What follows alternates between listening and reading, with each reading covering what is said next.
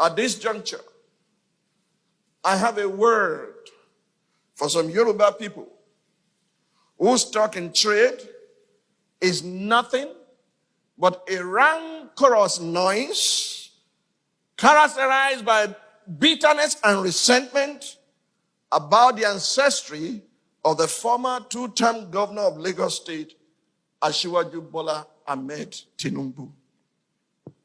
Hello? Carry your story.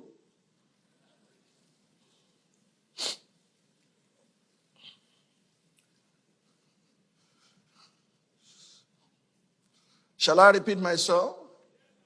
I say I have a word for those Yoruba rancorous elements, noisemakers who had not achieved as much as Asiwaju Bola Tinubu had achieved, but they are always querying and worrying themselves about his ancestry. His trade users are quick to tell you he's from Iragbiji. That's where Jephthah came from. That's where he fled to. Oh, he's from Iragbiji in Osun State. He's not from Lagos State. As if that will resolve the issues that we face today. Please hear me loud and clear. Knowing the name of Asiwaju's biological mother or father or his place of birth cannot put food on the table of the hungry or create jobs for the unemployed and the unemployable. Despite his growing up challenges, the dents and the detours of his life, he, like Jephthah in the Bible, delivered Lagos State and nearly all the southwest states from the onslaught of the PDP from 1999 to 2007. And truth be told, without his cooperation and political dexterity, the APC victory at the polls in 2015 and 2019 would have been impossible. People, please note that I'm not Asiwaju's brand manager and definitely do not endorse everything you might have read about his present or his past or his lifestyle, his politics or his businesses. His spokesman can do that for him. All I know is that just as every saint has a past, every sinner has a future, and the best of men are still men at the very best. Frankly speaking, I'm not very sure that many of his trade users would have survived if they had gone through the vicissitudes of life that Asiwaju Bola Tinubu went through. Therefore, those who are envious of him and those who desire to take his past Lord should stop their useless talk about him and busy themselves with what can add value to society. Furthermore, no right-thinking person would describe himself as a self-made man. In the words of Judge Matthew Adams, there's no such thing as a self-made man. We are made up of thousands of others. Everyone who has ever done a kind deed to us or spoken the word of encouragement to us has entered into the makeup of our character and of our thoughts as well as our success. I think this was the basis of the relationship between the late Iyaloja Abibat Mogaji and his adopted son Asiwaju Bola Ahmed Tinubu. Therefore, the latter calling the former his mother is not only proper, it is also honorable. It is those demonizing their mother and son relationship that should find something profitable to do with their time. Asiwaju Ahmed Bola Tinubu did not and could not choose his biological parents, yet no one can forbid him from choosing his role models or stop him from changing his name. To his credit, like Jephthah the Gilead, he had fought many battles on behalf of Yoruba people and won despite his rough beginning. And God does not need anybody's permission to put such in his hall of faith despite their past deeds and ancestry. In the words of Roman philosopher Seneca, he said, "It is a rough road that leads to the height of greatness." I hope my admonition is well received. Let me tell you why you must receive it, because I want to round up.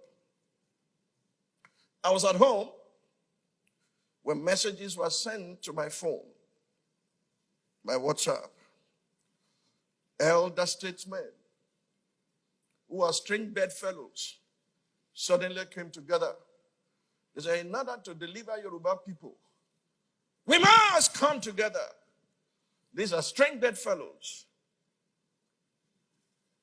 And their representative came to my home and said, Pastor, they've put my name there.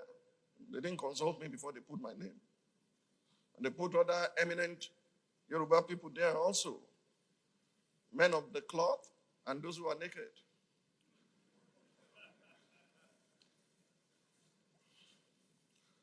So we are doing a conference sometimes in January so that the Yoruba people and the people of the South can take a position against the onslaught of the enemy, of their perceived enemy. So I asked the man who came to my house a question. I said, who are you planning to kill? He said, no, we are not planning to kill anybody. We just want to do what is right so that Yoruba people can be free. I said, that's fine. I said, this person and this person are sworn enemies. How did they become friends? He said, for a common cause. I said, no. When Pilate and Herod agreed, it was because they wanted to kill Jesus. Who do you want to kill? I reasoned straight from scripture. Then I told him what he was not ready to listen to. I said, have you gone to Asiwaju Tinubu for a buy-in? He said, yes. We have reached him and he said, we agree totally. He is going to play ball with them, but there are some things to be agreed upon later. And the week after, Asiwaju Bola's group also fixed the same date in the same Ibadan city for their own summit, summoning all the governors of Southwest and all the Obas to be there. Who will follow the others? Nobody. Do you understand me? Look, I'm telling you the truth. Accept your humble pie, eat it. When you were sleeping, Ashbola Bala Tinubu was working day and night. He secured Lagos, secured Ogun, secured Oyo, secured Osun, secured Ekiti, secured Ondo, secured Edo. And you say it's a nobody or there. And you think he labored that much to now say, come and take. No. He's not a fool. Jephthah is not an idiot. Stop all this nonsense about ancestry. You will kill your heroes. And those who can deliver you, you will put them aside and nothing will happen. All these Shakabula leaders, they don't have machine gun. All they have is Shaka. You know what Shakabula is? Then gone. He that has ears to hear, let him hear. I'm not afraid of anybody. Ojo Benny Kosore and Ejiri. Stop plotting, screaming against someone. He had his past, you have yours. Even Pope has a past. Don't let me expose your men of God, though. Because they all have their past too. And before I expose them, I should look inward. I have my past too. And you do too.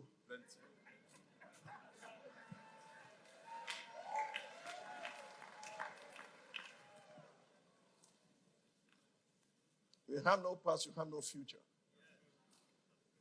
Stop all this rancorous noise of bitterness. Look, I would defend the rights of even my enemy when they have that right. Has he done something with power? Yes. Has he done all things well? No. But he did his best. You can't give more than what you have. Therefore, let's sit around the table and say, these are the challenges. Jephthah, we need you. Do you know how long ago I told the Yoruba elders to do this? Over 10 years ago. They're now going around, milling around him. You understand me? We are going to fix this country. And nobody has a monopoly of wisdom to do it. I know what I'm saying today will create a lot of backlash on social media. You understand me? Call me names. I know my name. Say what you like about me, but let's face it. I think I need to stop. If these worthless men, like the ones with Abimelech, they perish with him because they did evil. But those who turn around, God still used them. He used David. He used Jephthah. Are you with me? I don't want to say more than is necessary. A word is enough for the wise. Look inward today and see what you can do, not only to provide for your family. The reason power is given is so that you can protect others. The reason riches is given is so that you can support others. Until you understand the dynamics of power and wealth, God will not bless you as He desires to, because you will consume everything upon your own lust. Oh, you don't know what Asiwaju has done. Oh, he's making money from taxation. Why don't you make yours?